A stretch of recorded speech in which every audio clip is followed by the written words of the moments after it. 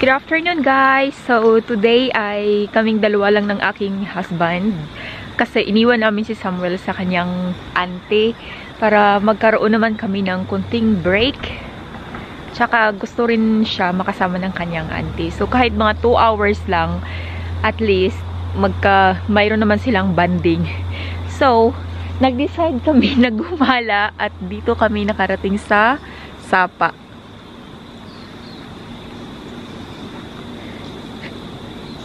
Yan sobrang tahimik.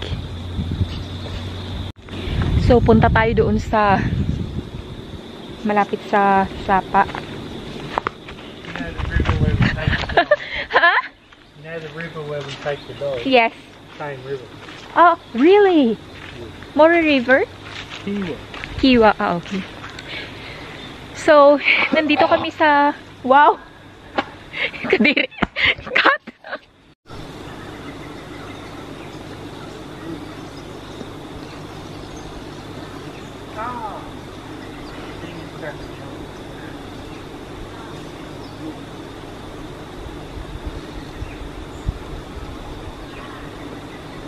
Sobrang tahimik lang.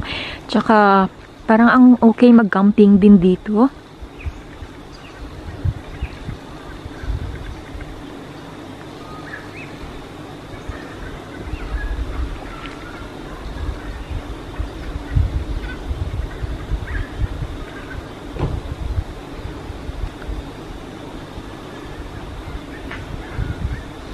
Mayroon din ditong mga baka, of course.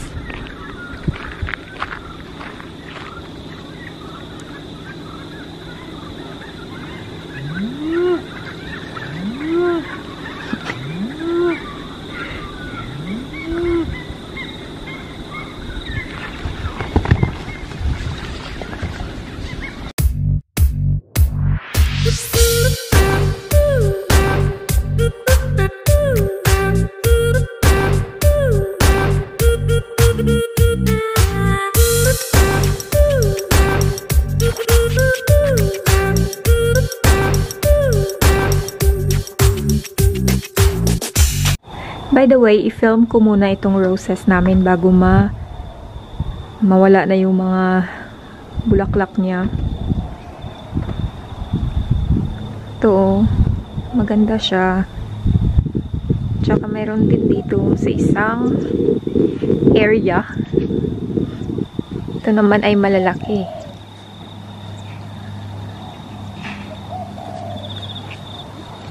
Yan siya.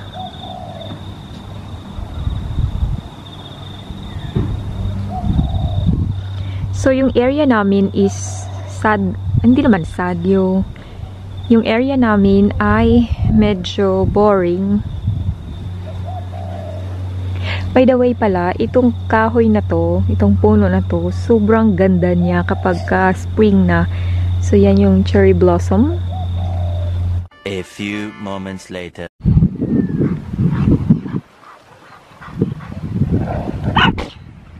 Hi! Hi, Baba! Hello, guys! So, nandito kami sa park. At, parang napapagod na akong maglakad ng mas malayo. Kasi nga, last trimester ko na sa ngayon. So, parang gusto ko ng mga nak-asap. Kasi ito talaga yung pinaka-main struggle ng mga buntis. Kapag last trimester na. So, lahat na ang hirap maglakad. Ang hirap na gumalaw-galaw. At saka, parang mas gustuhin na nating lumabas na agad yung baby. So, sabihan ko si Damian na umuwi na kami. Uy. Time here is 7 PM. Pero yung maliwanag pa yung background, diba? Alas 7 na ng gabi. Sa Pilipinas, pag alas 7 na ng gabi, as in madilim na talaga. Pero dito, wala lang.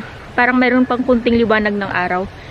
Siya nga pala, may i-chika ko sa inyo about sa aking residency status sa Australia. So, nag-email na sa akin yung immigration about sa status ng aking visa. Kasi naalala ko, noong Monday, nagpa-x-ray ako at saka nagpa-blood test. Kasi nag-request na sila sa akin ng aking medical. So, natapos ko naman na yung medical at pumasa naman na siya lahat-lahat. At may na-receive akong email galing sa kanila. So, i-check natin kung ang result ba ay binigyan tayo ng temporary residency or permanent residency na. So, kapag ka-permanent ka kasi, sobrang daming privilege. Kasi nga, pwede ka nang mag-aral ng free. May mga courses na ino-offer sila for free. At saka, may lamok. At saka, pag temporary ka naman, mayroon ding mangilan-ngilan ng mga courses na free na ino-offer. Pero mas marami kapag ka-permanent. Although, okay lang din naman kapag ka-temporary resident ka. So, parang hindi na masyadong alien dito sa Australia.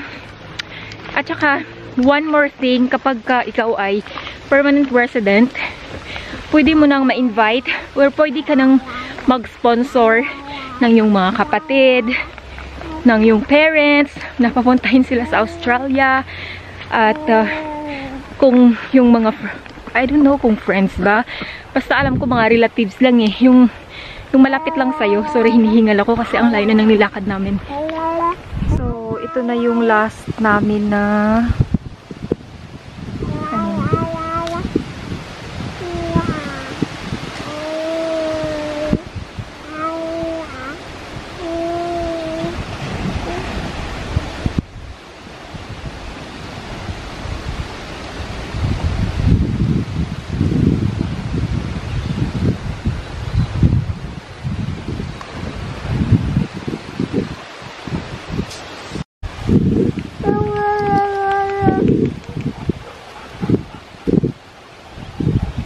akala ko dati, kapag ka mag-asawa ka ng Australian is automatic magiging Australian citizen ka. Pero hindi pala ganun. Meron siyang mga stages at kailangan nyo munang i-prove na genuine yung inyong, wait lang, may malaking puyo. Okay. Kailangan nyo munang i-prove na genuine yung inyong pagsasama. So, like, sa ngayon, magto 2 years na ako dito. Kaso, hindi pa ako resident. So, under bridging visa pa rin ako. Bridging visa means like, yung hindi ka pwedeng mag-travel ng basta-basta pauwi ng Pilipinas. At saka, mas mainam na dito ka muna sa kanila habang ina-assess nila yung iyong visa. What? Oh, really? It's gonna be a bold. And also, para ikaw ay magiging citizen ng kanilang country, kailangan hindi ko sure, pero parang kailangan mo munang magstay ng Australia for 4 years.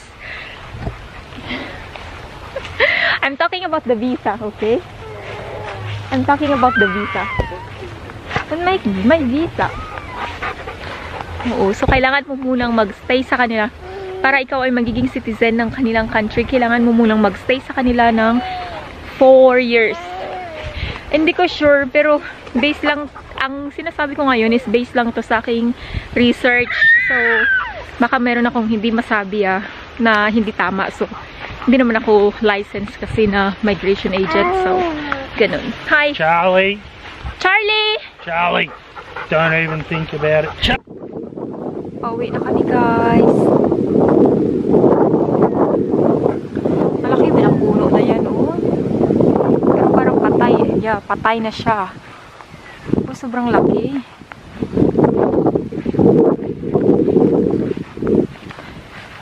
So, itong ginagawa namin is ito yung madalas naming routine everyday. Hi, Grace! Hi, Gracie! Hi everyone! So today I received an email from immigration about my visa. I'm so nervous!